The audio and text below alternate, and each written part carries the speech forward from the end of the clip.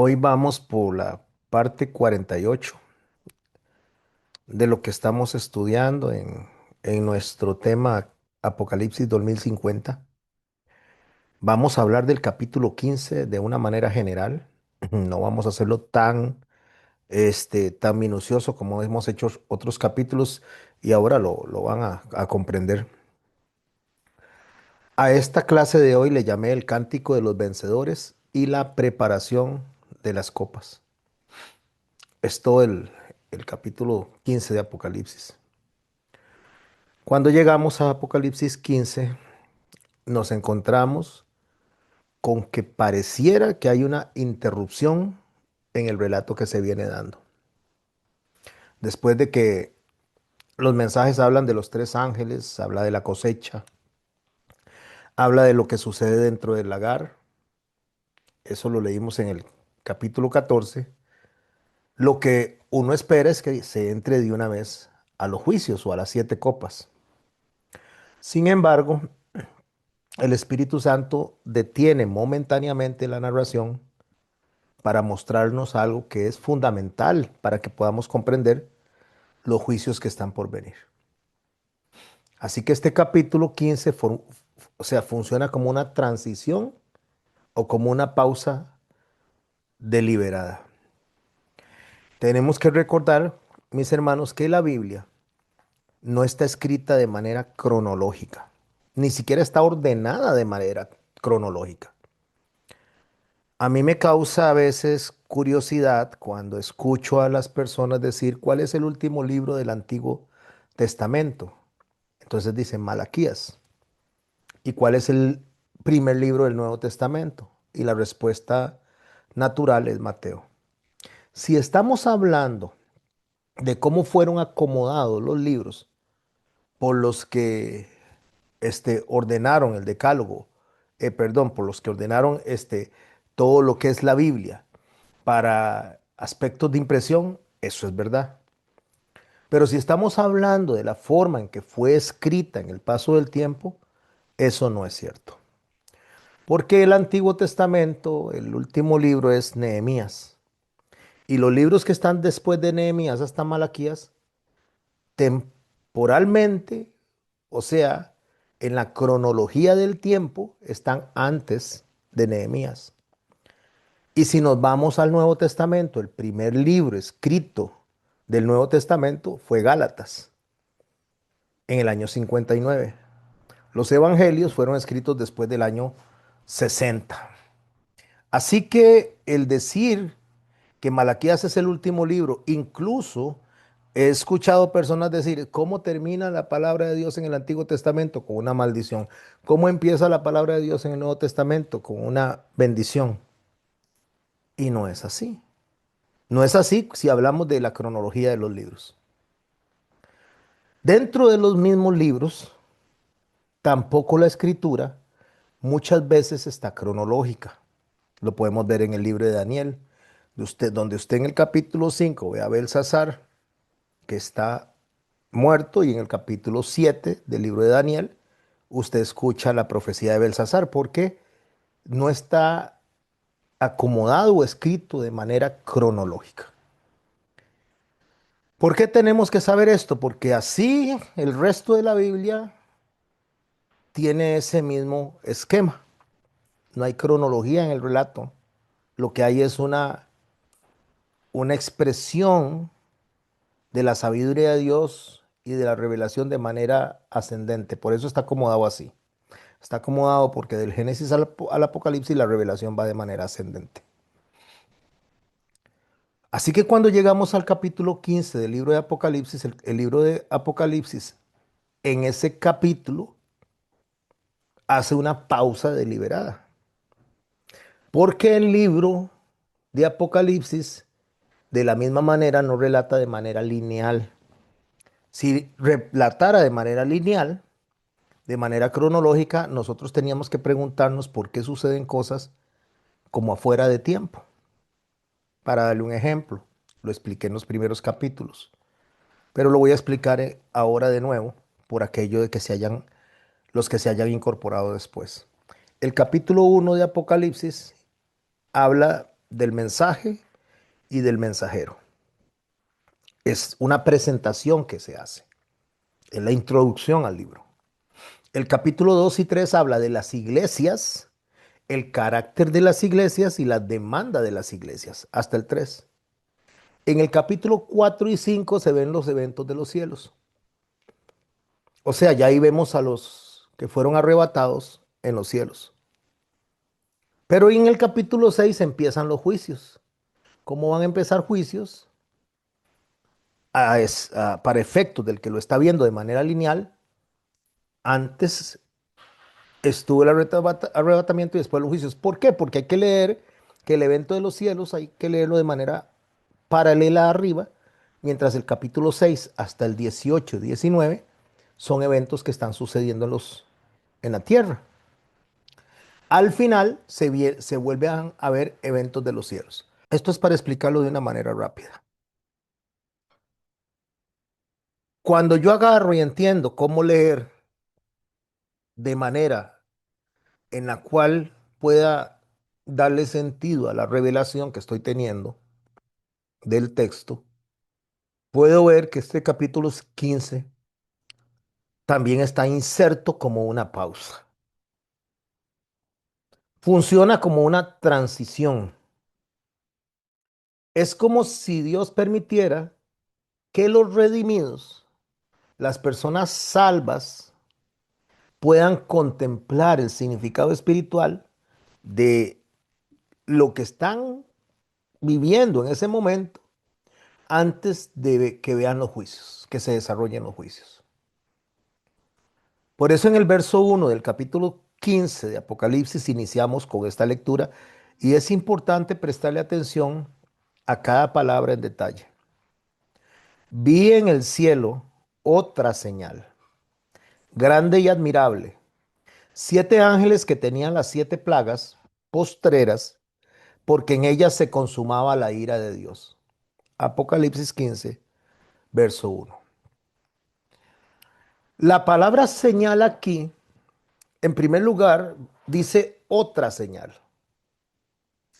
No dice una señal, tampoco dice la señal, dice otra señal, porque estamos hablando, como lo vengo explicando, de una manera de una revelación ascendente. Entonces, lo que el lenguaje simbólico me está dando a mí es recordándome que estamos al frente de un escenario que no es literal, sino que es un escenario que se está utilizando un mensaje codificado que solo lo entienden los creyentes. No está presentando futuros aislados. Lo que está presentando es una realidad espiritual o más bien realidades espirituales que Dios las representa con imágenes. Que los creyentes del primer siglo podían comprender perfectamente a la luz del Antiguo Testamento. Ellos lo entendían perfectamente. Cuando usted escucha a algunas personas hablar, lo hablo ahora en la era moderna, cuando usted escucha a algunas personas hablar de los pantalones hechos con mezclilla, les llaman caballos. Entonces, esa es, digamos, la manera pachuca de referirse a eso, pero no deja de tener un contenido histórico. Entonces llega la gente y dice, o algunas personas dicen, mire, yo quiero que comprarme un caballo, qué buen caballo me compré.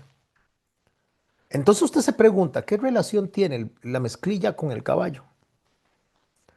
Resulta que en los tiempos de que los pantalones se hicieron para lo que fue la protección de los trabajadores en la fiebre del oro, que por cierto se deshacían los pantalones antes de usar la mezclilla, uno de los simbolismos que se utilizó para demostrarle a la gente o a los que iban a comprar pantalones que el pantalón era sumamente resistente es que dibujaban un caballo en forma opuesta al otro, jalando el pantalón, jalando las partes de abajo del pantalón, haciendo ver que dos caballos jalando en dirección opuesta no lo podían romper. Por eso le llaman caballos. Entonces, hay cosas del lenguaje que nosotros tenemos que preguntarnos de dónde viene. En Costa Rica, para darle un ejemplo, algo ya mencionado en otras prédicas y otras enseñanzas, solo que no voy a asumir que todos lo saben. En Costa Rica, cuando el combustible querosén se trajo al país para que se alumbrara a la gente por medio de lámparas, lámparas de querosén, valga la explicación, la, la marca o el tiquete que estaba afuera, porque la marca era querosén, pero el tiquete que estaba afuera anunciaba el querosén en inglés diciendo, en inglés, the best kerosene that you can find. O sea, el mejor querosén que usted puede encontrar. Eso era lo que decía el tiquete de afuera.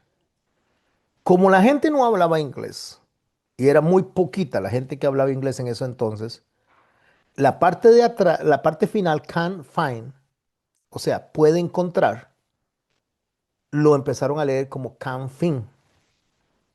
Entonces la gente no pedía querosén, pedía can find.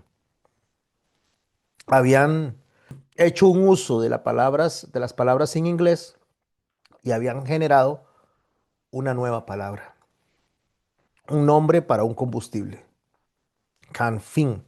Costa Rica es el único lugar en el mundo donde se le llama Canfin por esa razón. Entonces, si yo no entiendo la historia, hay muchas cosas que no me explico. Así que de la misma manera yo tengo que entender la composición del Apocalipsis, debo de entender la composición de la Biblia, debo de entender cómo se leía el Antiguo Testamento, donde no habían en esos tiempos mayúsculas. El Antiguo Testamento se escribía todo en minúsculas, me refiero a los libros antes de Mateo, se escribían todos en minúscula, no tenían signos de puntuación, no tenían vocales. Así que cuando uno lee el texto actual y lo lee en español, en inglés, en francés, como lo lea, dista mucho del mensaje que recibieron las personas del primer siglo. Entonces, cuando ellos están recibiendo el mensaje de que vienen unas plagas, pero antes de estas plagas se va a desarrollar toda la explicación que se da en el capítulo 15, que la vamos a ver ahora de manera general. Nosotros tenemos que ver, debemos de observar, que es la primera vez que aparece una expresión importante como la que dice el texto. En ellas, refiriéndose a las plagas, se consumaba la ira de Dios. Esto tenemos que verlo con atención porque cuando dicen ella se consumaba la ira de Dios, está hablando de algo que viene a futuro, pero que está afectando el pasado. O sea, vienen plagas, consecuencia de que Dios está airado por lo que sucedió. Yo debo de recordar que a Juan se le dice que escriba lo que era, lo que es y lo que ha de venir. Entonces hay un proceso en el lenguaje atemporal. Atemporal me refiero que debemos de quitar el tiempo para que nosotros podamos entender la manera en que Juan está presentando las profecías y presentando el mensaje, donde incluye lo que para él sucedió antes. Estoy hablándole del Antiguo Testamento para él y para todos los que están leyendo eso, para lo que está sucediendo para él en el año 100 y para lo que vendrá después de que él muera en el proceso que nos alcanza hasta nosotros. Entonces, en estas plagas que vienen, hablando a futuro, se va a consumar la ira de Dios por aspectos que sucedieron en el pasado. Esto nos obliga a tener que recordar todo el recorrido, no solo del Antiguo Testamento, sino el recorrido que venimos leyendo a partir de donde se observa a Dios actuando en juicio y actuando en ira. Y eso lo vimos en el capítulo 6 cuando estudiamos los sellos, que estaban dirigidos básicamente al sistema religioso que rechazó el Mesías que Jesús había anunciado en su momento, o que Dios había anunciado en su momento. ¿Qué fue lo que dijo el Señor Jesucristo? He aquí, vuestra casa os es dejada desierta. Él entra en el capítulo 22 en el escenario del templo, sale en el capítulo 23 de Mateo y dice la casa quedó desierta. O sea, la protección que tenía el templo ya no lo va a tener. De ahí que vendrá la destrucción en el año 70. También dijo en el capítulo 24 de Mateo, en el verso 2, no quedará piedra sobre piedra que no sea removida. Algo que expliqué en la clase pasada. Cuando entran las trompetas, después de haber visto los sellos, cuando entran las trompetas, no olviden lo que acabo de decir, el juicio de los sellos era contra el sacerdocio y contra el sistema religioso que debió de haber anunciado al Señor Jesucristo, que debió de haber advertido a la humanidad del Señor Jesucristo, y no lo hicieron.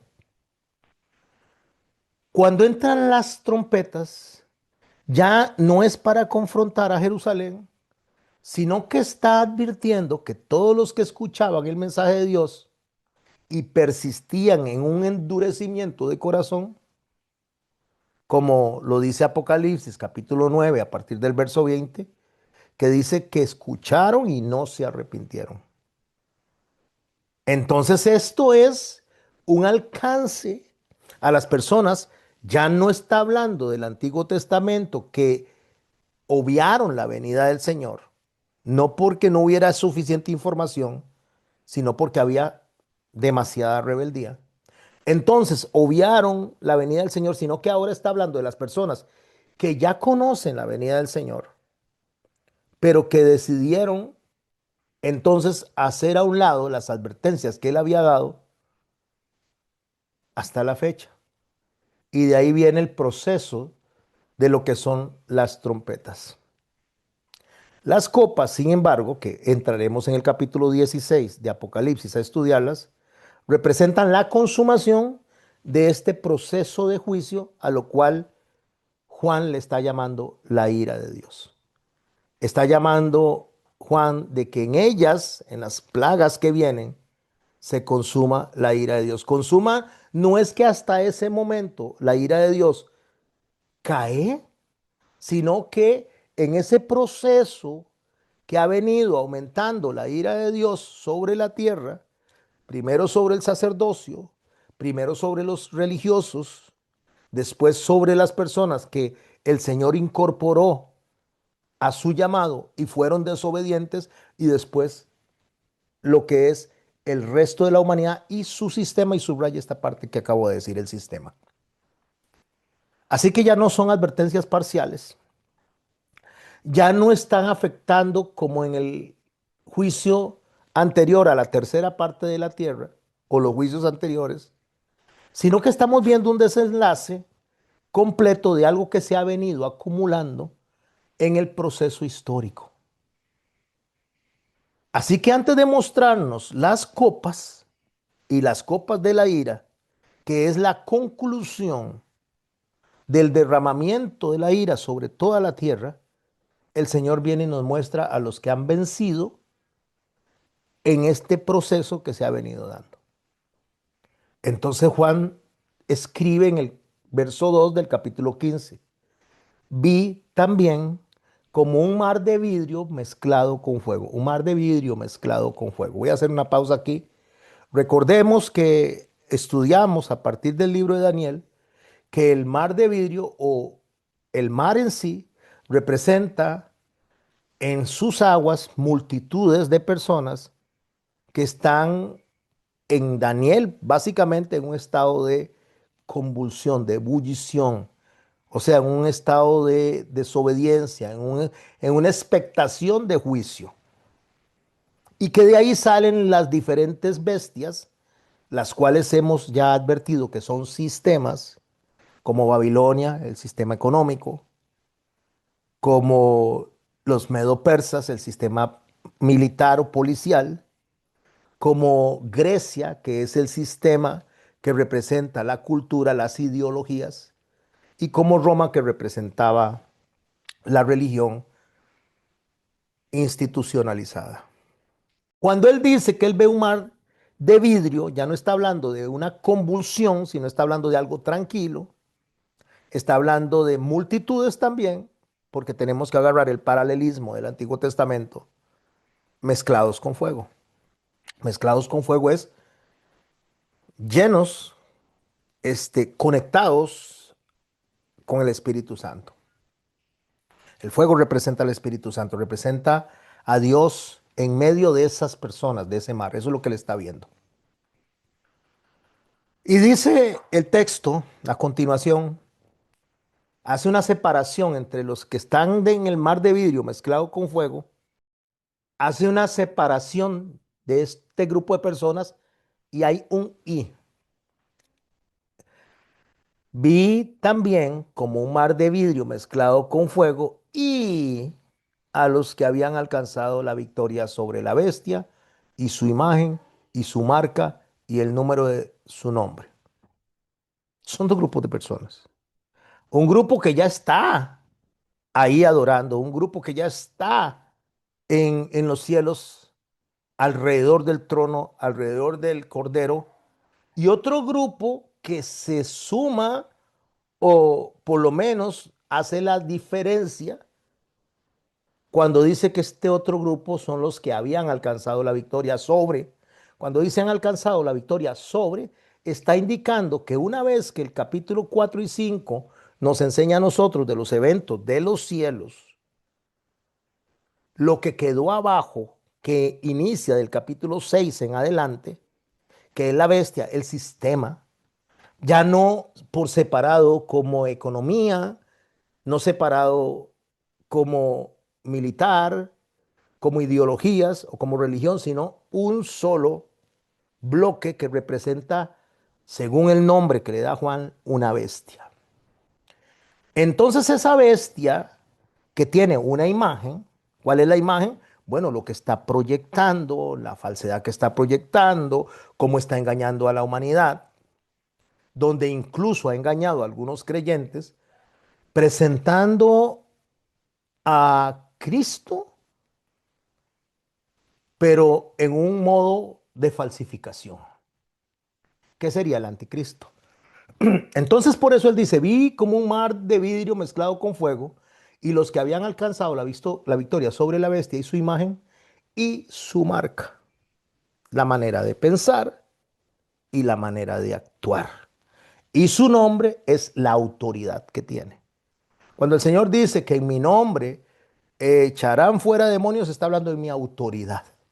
Cuando el Señor dice que Él está velando, guardando, exaltando su nombre, está hablando de su autoridad.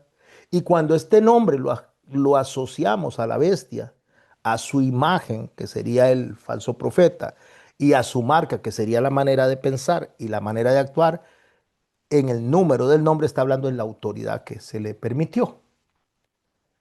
Entonces, cuando usted tiene este escenario, lo comprende bien, no solo desde Apocalipsis capítulo 1 hasta este momento, sino que tiene todo el escenario que nació desde el momento en que el Señor dio la promesa de la salvación a Eva en el libro de Génesis y ha venido de manera progresiva hasta llegar a este punto. Entonces nosotros podemos observar de una manera más clara un juicio sobre la bestia en este capítulo 15. O sea, Juan está viendo a los que vencieron y está indicando que viene un juicio sobre la bestia. Ahora hagamos la separación. El primer juicio que se dio, que son los sellos, era sobre los sacerdotes, sacerdocio. Llámese cualquier persona que dice representar religiosamente a Dios, religiosamente a Cristo. Y no solo estoy hablando del primer siglo, esto era para los del primer siglo, pero durante el paso de la historia donde Dios es atemporal, cualquier persona que utilice el nombre de Dios, el nombre de Jesucristo, lo prostituya. Prostituir es agarrar el cuerpo para generar dinero, para generar riquezas. Entonces, prostituir el nombre de Cristo es agarrar el nombre de Cristo, agarrar la persona de Cristo para enriquecerse. Cuando vamos observando este proceso que se vino dando con el sacerdocio en el año que el Señor vino y llamó la atención a los sacerdotes fariseos de ese momento, a los cuales le dijo, ay de ustedes, escribas y fariseos, porque, y empieza a decir una serie de reclamos que tienen una consecuencia. Después lo vemos más adelante, el mismo reclamo a las iglesias, que ya estas entran dentro del proceso, donde inicia en el tercer siglo la iglesia institucionalizada, la que se une al Estado, se rompe en el siglo XVII, actual nuestro, donde sale la reforma, donde salen los reformadores, después se vuelve a fraccionar con lo que es el movimiento carismático, los evangélicos, y después se vuelve a fraccionar para los tiempos de la Odisea, donde se mezcla nuevamente con el sistema político, el sistema en el cual quiere sobrevivir a base de la obra humana. Entonces, en ese proceso, mis hermanos, donde la bestia ha venido tomando cuerpo, no desde que el Señor fue ascendido, sino desde mucho antes, cuando Daniel lo está describiendo, nosotros podemos observar que ya el ataque ya no solo es al sacerdocio, me refiero a la ira de Dios, ya no solo es a las personas que debieron de haber vuelto a traer el mensaje correcto, porque el Señor dejó a un grupo de personas para que continuaran enviando el evangelio, a los cuales llamó y les dio la gran comisión, y no lo hicieron de la manera que él lo estableció, sino que cada uno lo hizo de manera particular según sus intereses, a los que les trae lo que es todo el proceso de los juicios de las trompetas. Ahora viene un juicio más grande, que lo anticipa el capítulo 15 para preparar nuestras mentes cuando estudiamos el capítulo 16. Y hago una pausa aquí. No olviden, no olvidemos que para efectos nuestros está pasando de manera lineal, para efectos de Juan él lo está viendo todo. Capítulo 4 y 5 en los cielos, capítulo 6 hasta el 18, 19 en la tierra y capítulos últimos en los cielos. Es esa la forma de capas en las cuales se está observando la profecía. Solo así se puede entender de manera clara, sin especular y sin traer un montón de ideas muy humanas tratando de calzar un rompecabezas que no entienden. Entonces, cuando observamos esto, entonces ya vamos a ver que lo que se está mostrando en el capítulo 15, anticipando las copas que en ese momento van a ser derramadas, es la caída del sistema. Y Dios muestra que antes de que caiga el sistema, que está funcionando en su máxima expresión durante la tribulación y la gran tribulación, Dios está mostrándole a los fieles que Él siempre se ha guardado un remanente. Que en el mar de vidrio, que ya apareció anteriormente en los cielos, delante del trono, en ese mar de vidrio, semejante al cristal que lo leímos en el capítulo 4 de Apocalipsis, en el verso 6, que está mezclado con fuego porque es la presencia del Espíritu Santo. Esto inmediatamente nos está recordando a nosotros dos acontecimientos del Antiguo Testamento que usted y yo lo estamos entendiendo como lo acabo de explicar, pero los creyentes del primer siglo lo entienden de una manera diferente. Ellos lo que están viendo es el Mar Rojo, es lo que están pensando, Israel atravesando las aguas mientras Egipto estaba siendo juzgado. Entonces, lo que ellos están viendo es que los mismos acontecimientos que los liberaron a ellos, los mismos acontecimientos que les trajeron a ellos a poder ir a adorar, trajeron un juicio para Egipto, trajeron un juicio para los demás. Así que mis hermanos, el mismo arrebatamiento que está trayendo una salvación a un grupo de personas, está trayendo la ira de Dios para otro grupo de personas. Pero que en los que están quedando, donde la ira de Dios se va a derramar a través de las copas, hay un remanente que Él se está guardando para sí. Y cuando yo continúo leyendo esto de manera responsable, sin tratar de asustar a nadie, tratando de ver el mensaje real que hay para esas personas del primer siglo y que había para mí. Entonces logro entender por qué es lo que dice Juan, que hay un tabernáculo en los cielos y a Moisés Dios le dijo que hiciera una copia de lo que estaba en el cielo, lo hiciera en la tierra y fue cuando hizo el tabernáculo. A esto se le llama el segundo tabernáculo. O sea, lo que está diciendo es que antes de entrar a ministrar, ante lo que viene, los sacerdotes tenían que purificarse mediante el agua, en agua y en fuego. Y esto es lo que aparece constantemente en las escrituras. ¿Qué significa? Significa que ese remanente, ese grupo de personas, llámele usted los 144,000, y creo que lo expliqué bastante bien cuando vimos el capítulo 7 y el capítulo 14, testigos que quedaron, van a ser purificados para poder accesar a la presencia de Dios, porque no hay otra forma de accesar. La forma en que debían de haber accesado, que era con Cristo, cuando arrebató a parte de su iglesia, no fue, se quedaron. Pero el Señor viene y los va a llevar, pero antes tienen que pasar por ese proceso de tribulación. Pero a estos que están ahí, a estos que se quedaron abajo junto con los que están arriba, les demuestra el tratado que está dando Juan, que hay vencedores que están de pie en el mar, dentro de las personas, que han atravesado la prueba, pero la van a superar. Y que aunque la prueba fue fuerte, que aunque la prueba fue increíblemente devastadora para la humanidad, permanecen fieles. Y que estas personas no solo vencen a la bestia, no porque ellos eliminen a la bestia, no pueden eliminar a la bestia la elimina el Señor lo describe en Daniel cuando dice que una piedra se suelta de los cielos y viene y destruye lo que son los pies que están mezclados con barro y con hierro. El barro representa al hombre original, que sería Adán, o sea, la obra de Dios original, y el hierro representa al hombre creado por el sistema religioso, mezclado el uno con el otro, que hace que todo lo que va de ahí para arriba, que es la estatua de Nabucodonosor, represente a los sistemas que acabo yo de mencionar y no quiero repetir para no quedarme en esa parte.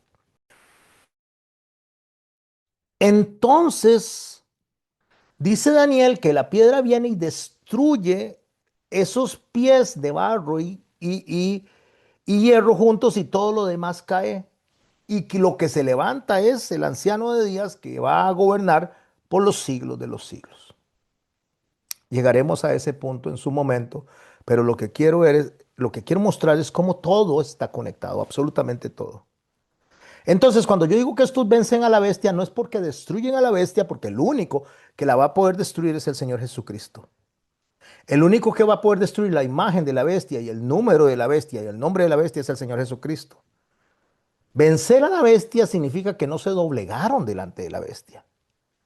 Entonces, por eso ya automáticamente al leer esto, nosotros logramos conectarnos al capítulo 13 y al capítulo 14 de Apocalipsis, porque mientras un grupo lleva la marca de la bestia del sistema, otro grupo lleva en la frente la marca de Dios, la marca del Espíritu Santo. Frente es pensamiento. Dos identidades, dos lealtades, dos destinos. Un destino para con Dios y otro destino para la condena eterna. Y una vez que Juan describe esto, que espero estarlos llevando de la mano, que vayan conmigo como cuando se lleva un chiquito de la mano y usted logre ver y vea aquí y diga, wow, ¿qué? No había visto esto, no lo entendía antes. No porque yo sea un buen orador, no porque yo sea un maestro que tenga habilidad de enseñar, sino porque el Espíritu Santo que mora en usted le está revelando y explicando lo que está escuchando en este momento. Entonces, sucede algo extraordinario en lo que él viene explicando. Recordemos que estamos en un evento de transición. El verso 3 del capítulo 15 de Apocalipsis dice, y cantaban el cántico de Moisés, siervo de Dios. Y viene otro, y una separación, y el cántico del Cordero. Dos cantos. Ya no solo es un canto. Encontramos aquí dos hermosas imágenes, hermosísimas, yo diría que de las más hermosas en todo el Apocalipsis. Habla de Moisés y habla del Cordero, pero los presenta en un cántico unido. No los pone como dos historias separadas. El tiempo de Moisés es el tiempo donde Dios le revela a la humanidad quién es Él a través de las escrituras, a través del Pentateuco. Llámese Pentateuco a lo que escribió Moisés en Génesis, Éxodo, Levítico, Números y Deuteronomio. Ahí dice la palabra de Dios que desde Adán hasta Moisés lo que hubo es oscuridad. Oscuridad porque la gente vivía sin saber cómo agradar a Dios. Moisés, Dios le da la revelación y le dice a la gente cómo debe de presentarse delante de él, cómo pueden ser aceptos delante de él y qué es lo que a él no le gusta. Ahí es donde le dice, así los recibo y así no. Escojan ustedes la bendición o la maldición. Entonces esas dos imágenes hermosas, cuando se refiere a Moisés, se refiere a esto que les está diciendo. Así es como ustedes pueden acercarse a mí. Así es como yo los voy a recibir. Pero resulta que el ser humano por naturaleza, según lo que dice Pablo en el capítulo de Romanos, en el capítulo 6, dice que el hombre continuamente, no solo dice continuamente está en el mal, sino que no hay justo ni aún uno, no hay quien busque a Dios. Para eso, para que lo que Dios le dio a Moisés como mensaje pueda el hombre utilizarlo de manera razonable, de manera intencional, de manera sabia, con buen discernimiento, necesita la interpretación, no solamente intelectual, sino una transformación dentro del corazón que no puede hacerlo el hombre, sino que solo lo puede hacer el Espíritu Santo, y esto se le llama nuevo nacimiento. Es lo que Dios le dice, el Señor Jesucristo le dice a Nicodemo. Es necesario que nazcan de nuevo. Lo que Nicodemo no entendió.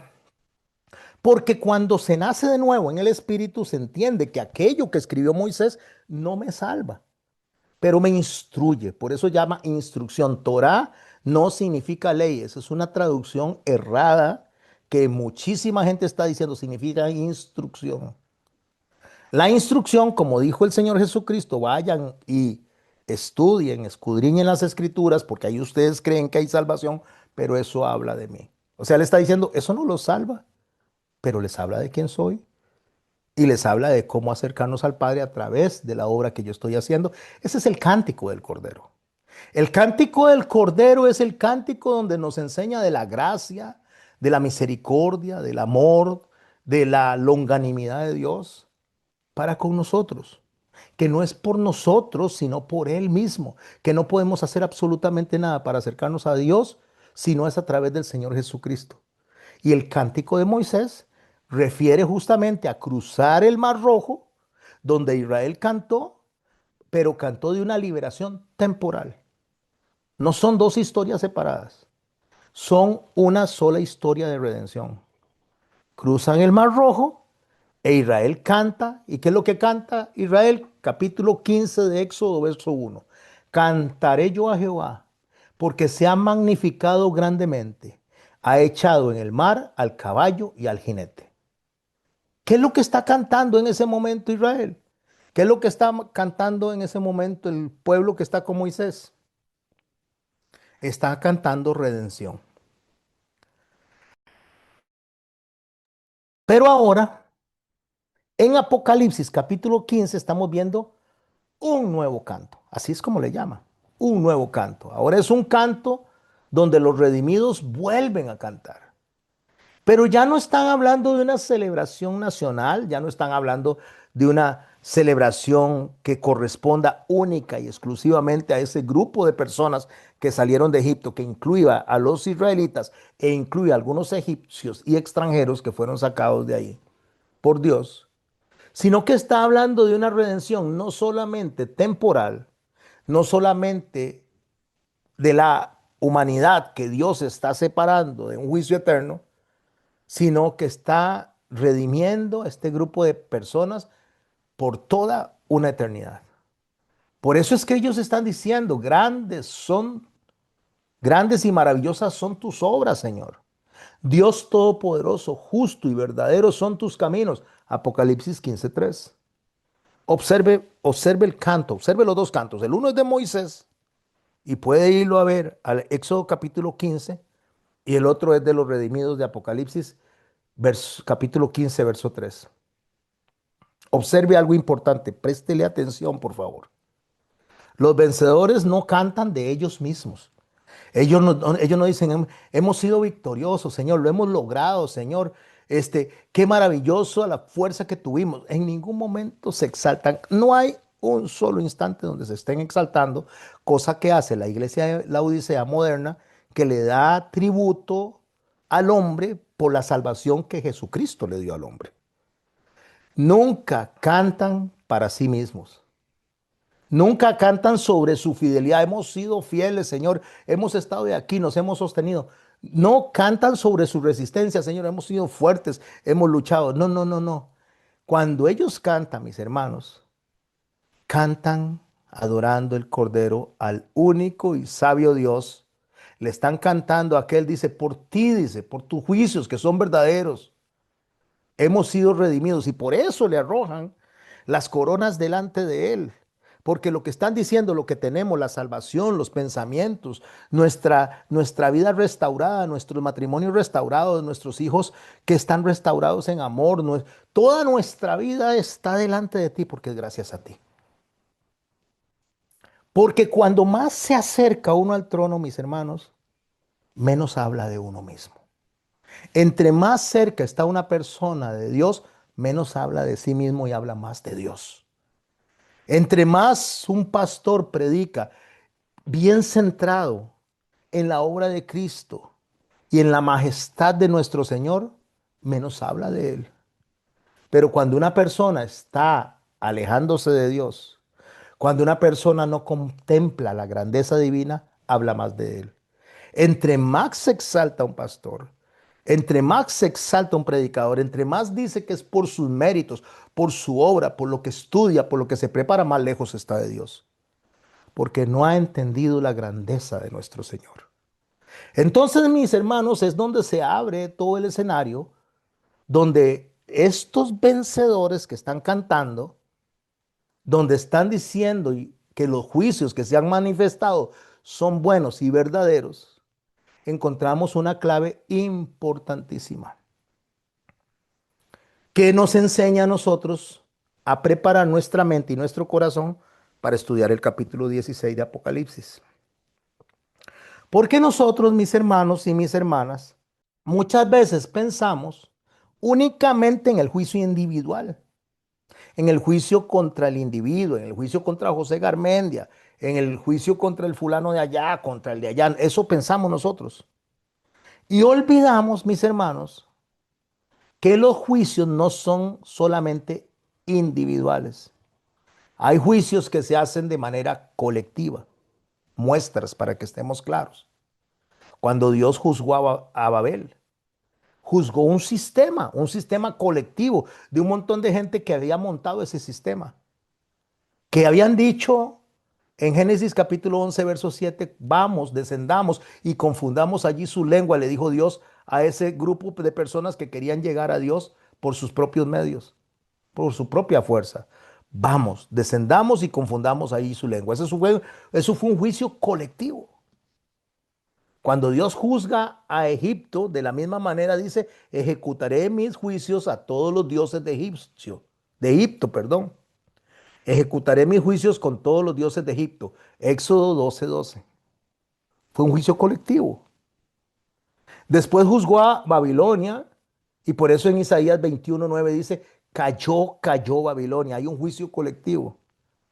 En Apocalipsis capítulo 18, verso 2 dice, ha caído la gran Babilonia. Por eso las copas, cuando las vamos a estudiar, tenemos que tener claro lo que estamos viendo ahora, porque hubo un juicio parcial contra el sacerdocio, los sellos, contra los religiosos, los sellos que debieron de haber presentado a Jesucristo en el momento que Él les dijo a ellos, ustedes no han podido discernir la venida. Pueden reconocer que va a llover y pueden reconocer que va a atardecer, pero no lograron ver la venida del Señor, las señales de la venida del Señor. No porque no lo supieran, sino porque el corazón rebelde, endurecido, no lo quisieron ver. Después vinieron las trompetas y eso mismo que le pasó a los religiosos de ese momento, le pasa a los religiosos modernos. Y cuando hablo de lo moderno, no estoy hablando del 2026, estoy hablando desde el siglo tercero, donde se sincretiza, se institucionaliza la fe con el Estado, se politiza el Estado y hasta la fecha se ha mantenido así. Ese es el segundo, las trompetas. Pero ahora el Señor viene y va a hacer una obra aún más grande en cuanto a su ira.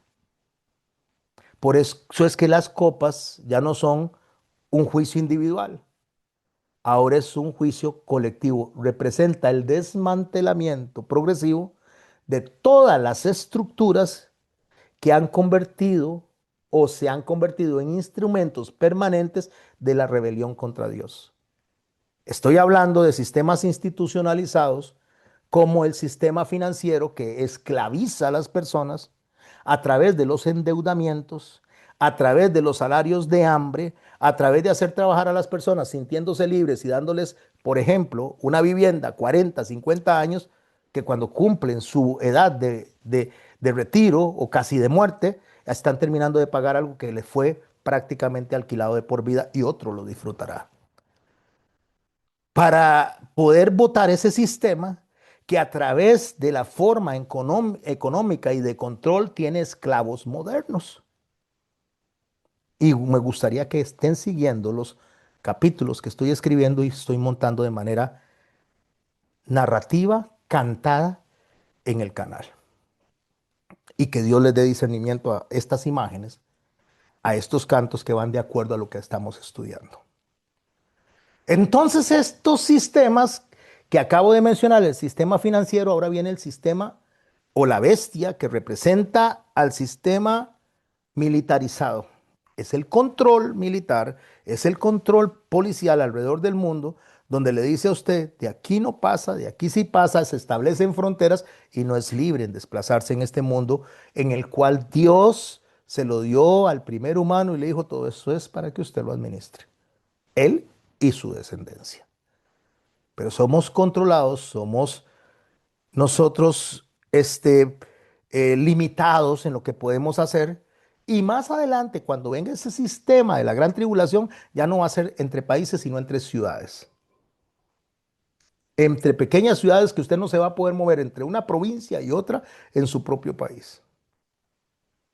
Entonces viene el sistema tercero, que es el sistema de la ideología, el sistema de la cultura, donde le dicen al hombre que él ya no es hombre y a la mujer que no es mujer, y le empiezan a decir que ya si puede, si quiere puede ser un perro, si puede ser un gato, si puede ser un pollo, y que debe respetarse esos derechos porque esos son ideologías y sistemas que le presenta al mundo para que el hombre se devalúe, se degrade a sí mismo y no se vea como la obra maravillosa que Dios hizo para administrar la tierra.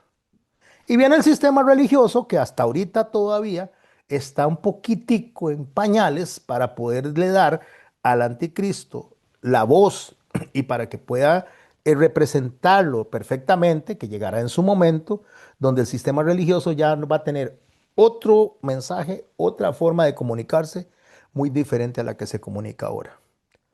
De ahí que mis hermanos tenemos que utilizar las herramientas que podamos utilizar, como lo utilizó Juan, inspirado por el Espíritu Santo para hablarle a un grupo de personas que ellos entendían ese código con el Antiguo Testamento y que ellos estaban entendiendo ese mensaje, ese lenguaje levítico y con eso les traía paz y se sostenían. Nosotros tenemos que empezar a utilizar unos ciertos códigos para que cuando nos vayamos eso quede.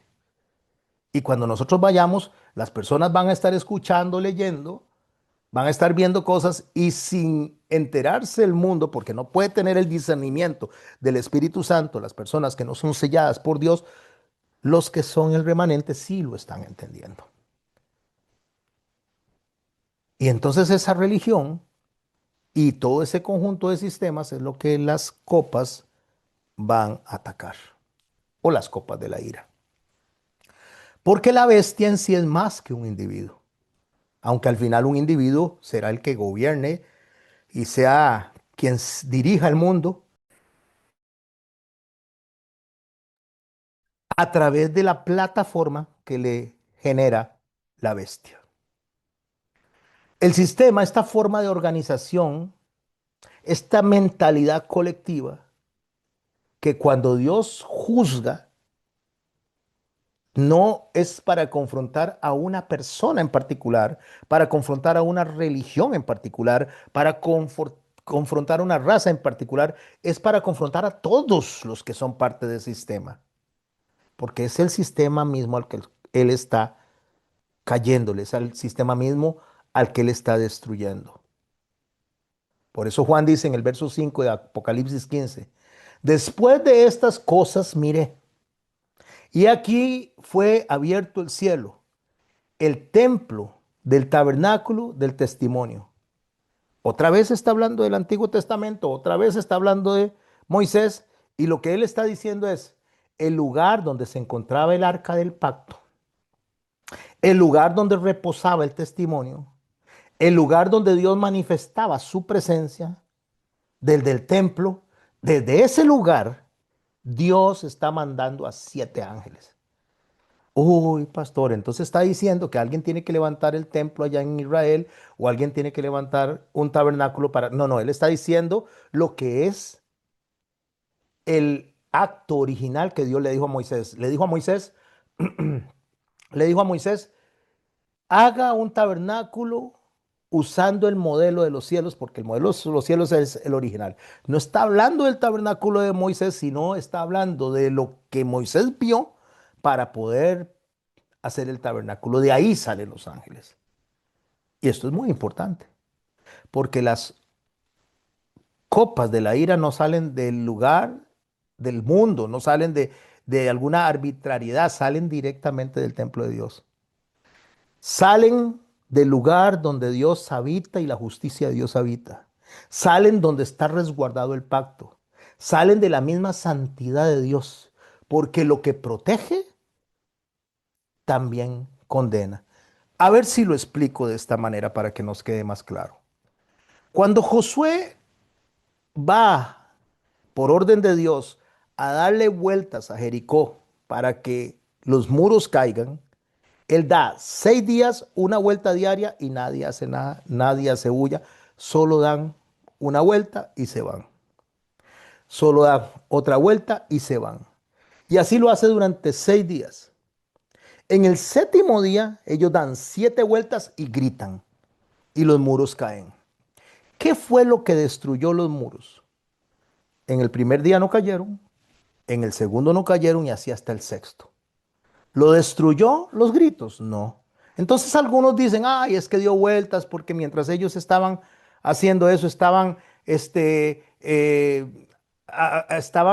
mermando el poder de los muros y cuando esos muros de tanto estar marchando alrededor cayeron. No, no, no, no. Lo que destruyó los muros de Jericó fue la obediencia del pueblo, porque salieron justamente de la santidad de Dios cuando Dios dijo, ustedes no hagan nada hasta el último día. Esa obediencia, la obediencia de los remanentes que se queden en la tierra, la obediencia de esos testigos que no son 2 personas, sino es un colectivo, es la que va a hacer que el sistema caiga, porque el Señor Jesucristo va a venir y va a romper todo. Y cuando digo el sistema caiga de las personas que están atravesando la tribulación, muchas se van a ir convirtiendo al Señor bajo la predicación de estas personas. Por eso es que una vez que esto sucede, mis hermanos, nos recuerda eso que pasó en Jericó. ¿Cómo marchaban hacia Jericó? Adelante, adelante iba el arca. Delante del arca iban, o atrás del arca, perdón, iban las personas que tiraban incienso. Detrás del incienso venían los soldados y detrás de los soldados venía el pueblo. Entonces, cuando el incienso venía y las trompetas sonaban, los que recibían eran los que estaban adelante.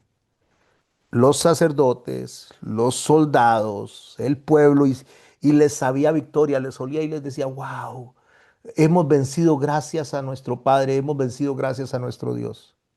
Pero atrás, atrás, atrás venían los esclavos que habían sido capturados en las diferentes guerras. Cuando ellos recibían ese incienso decían, esto es nuestra derrota, esto lo único que nos acuerda es que nosotros fuimos capturados. De la misma manera, mis hermanos y mis hermanas, de la misma manera, lo que es salvación para unos es condena para otros. Por eso las oraciones que suben hacia los cielos, una vez que cae la gran Babilonia, representada en lo que acabo de explicar, para los creyentes que están en el cielo, para los creyentes remanentes que están en la tierra esperando ya esa última fase que les toca por no haber estado en obediencia, les parece algo dulce. Pero los que van a ser condenados para el infierno eterno, para el fuego eterno, para el Hades, les parece derrota. Es aquí donde los ángeles salen en la santidad de Dios, que para unos es algo maravilloso y para otros es algo sumamente horrible. Llenas las copas con la ira de Dios. Apocalipsis 15:7. Y es donde el templo se llena de humo. Dice que nadie podía entrar al templo hasta que se hubiesen cumplido las 7 plagas. Apocalipsis 15:8. Escuchen, mis hermanos. 7 plagas, 7 años. Lo llegarán a ver en algún momento en el libro que estoy desarrollando musical. 7 plagas, 7 años. ¿Qué significa? Que antes de que pase la tribulación, nadie puede accesar a la presencia del Señor de los que se quedaron. Tienen que esperar. Nadie puede entrar al templo hasta que se cumplan las 7 plagas, o sea, esos 7 años. O sea, nos concuerda esto inmediatamente con la dedicación que había en el tabernáculo, donde Éxodo capítulo 40, verso 34, había una nube en el tabernáculo de reunión, la gloria de Dios se llenaba ahí y nadie se podía acercar. Nos recuerda cuando el sacerdote o los sacerdotes en el tiempo de Salomón, en Primera de Reyes 8:11, no podían permanecer adentro mientras estaba la nube, porque la gloria de Dios llenaba el templo y en ese momento no cabe nadie más que la gloria de Dios. Por eso, mis hermanos, para concluir la charla de hoy, el capítulo 15 no es un capítulo de plagas, es un capítulo de preparación para entender las copas de la ira. Es una pausa que hace el Espíritu Santo para advertirnos a nosotros de por qué la ejecución y quiénes están como remanentes que van a permanecer en victoria gracias a Dios, no gracias a ellos. Es el momento donde Dios nos muestra a los vencedores antes de mostrar su ira. Es el instante en que el cielo concuerda que la redención completa se está dando mucho antes de revelar el juicio. Y creo que esta es la enseñanza más importante que hemos tenido en esta noche. Antes de que el mundo vea la ira, Dios primero permite que los redimidos contemplen al Cordero. Repito esto, mis hermanos. Espero que el Espíritu Santo esté tocando sus corazones. Antes que el mundo vea la ira, Dios permite que los redimidos contemplen al Cordero. Ahí es donde está la figura del que abre la puerta y deja entrar a las novias y después cierra la puerta y a las otras les dice, no os conozco. Pero antes de hacer esa declaración de no los conozco, abrió la puerta para que los redimidos puedan entrar. Porque solo se puede entender la redención si podemos contemplar bien la justicia. Solo podemos entender la redención cuando comprendemos que no es nuestra obra, sino la de Dios. Entre más cerca un hombre está de Dios, entre más cerca una mujer está delante de Dios, entre más cerca está alguien que hable de Dios, si usted está hablando de Dios, si usted está hablando del Señor Jesucristo y usted habla exaltando su nombre, está más cerca de Él. Pero si usted habla de su propia persona, de lo que usted puede hacer, de sus obras, de sus capacidades, y deja a Cristo de lado, usted está lejos de Dios. Por eso es que estos vencedores cantan, no porque estén felices por el juicio que está pasando, sino porque están entendiendo realmente la redención y están entendiendo lo que está pasando en ese momento y justos y verdaderos son tus caminos, le dicen. Apocalipsis 15:3. Y es con esa visión de los vencedores que tenemos que quedarnos para entrar al capítulo 16, donde vamos a estudiar las copas de la ira. Si no entramos con eso, entonces vamos a agarrar y vamos a ponerle las copas de la ira a lo que no es, le vamos a atribuir la profecía a lo que no es y nos olvidamos de lo que sí es. Porque aquí todo gira alrededor del Rey de Reyes y del Señor de Señores. Aquí todo gira alrededor de la redención de nuestro Señor Jesucristo. Aquí todo gira alrededor de la persona de Jesucristo. Él dijo en Juan capítulo 17, Padre, devuélveme la gloria que antes tuve. La gloria que antes tuve no está en el pesebre. La gloria que antes tuve, mis hermanos, no está en su vida en la tierra.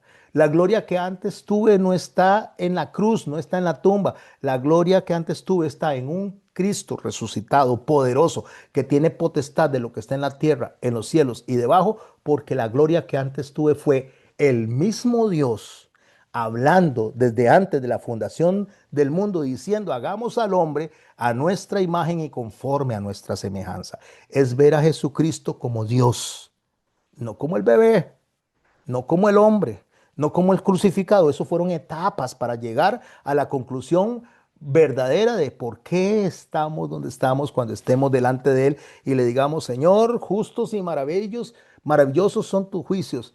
Alabado sea tu nombre, Señor. Aquí están las copas porque gracias a ti que estamos aquí. Porque es tu nombre, porque es por ti y para ti todo lo que existe. Y eso lo incluye a usted y a mí. Espero haber sido claro, mis hermanos hermosos. Voy a abrir los micrófonos, pero antes voy a hacer una oración y hablaremos alrededor de este tema. Ojalá podamos todos participar o por lo menos que podamos externar lo que el Señor está haciendo en nuestros corazones en este proceso.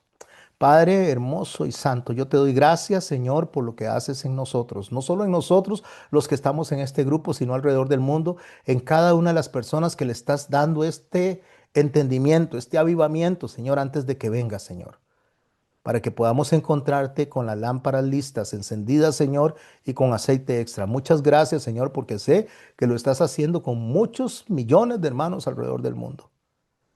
Pero aunque somos millones alrededor del mundo, somos poquitos comparados con los 8.500 millones de personas que hay. Por eso somos un remanente, por eso somos un grupo pequeño. Pero dentro de tu gloria, Señor, dentro de tu escenario, al igual que en la cruz, Señor, que habían solo 4 personas dentro de tu escenario, Señor, el que está siendo exaltado, el que está siendo levantado en todo momento eres tú. Gracias, Padre bueno, santo y perfecto. En el nombre de Jesús. Amén. Voy a dejar de grabar en este momento.